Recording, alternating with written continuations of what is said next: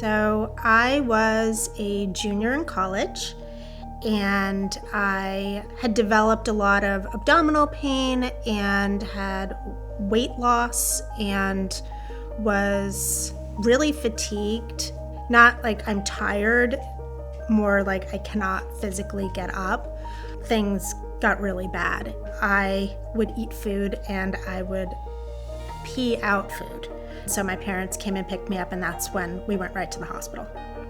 When I was in the hospital, they did an ultrasound and saw that there was fluid and debris in my bladder and in my pelvis. I think it was the following day they did a CAT scan, and then that night I was diagnosed with Crohn's disease.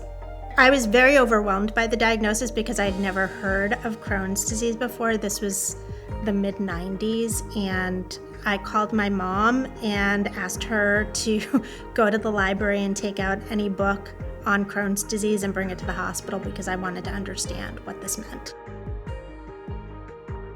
It was a lot to handle. They did determine that I did have a fistula, and because of the extent of the inflammation in my small intestine and the bladder fistula, they said that the only option was surgery. During the surgery, they also saw that I'd had a perianal fistula, which they repaired as well.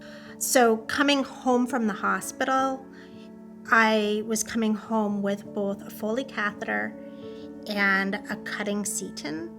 Physically, I couldn't sit properly. Emotionally, I felt just really upset about the prospect of this being my life. I was 20. I didn't really know what forever meant. I requested that the surgeon take the cutting seton out, and I wanted to go back to school. It was probably maybe a year or two after my surgery that I had my first flare and went on high-dose steroids, got that under control, and that's kind of what had happened up until about 6 years ago when I had a full obstruction and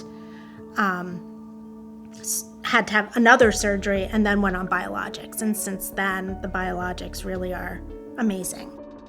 I didn't know that fistula was part of Crohn's disease. And I would just say for patients or parents of patients, if something's going on and you've got a weird bump or you're feeling off or there's any question, whether you think it's part of your Crohn's or not, ask your gastroenterologist. This is something that is hard to talk about. It's a little embarrassing to talk about these things, but it's really important because it's so impactful to your quality of life and your emotional health, and you're not alone.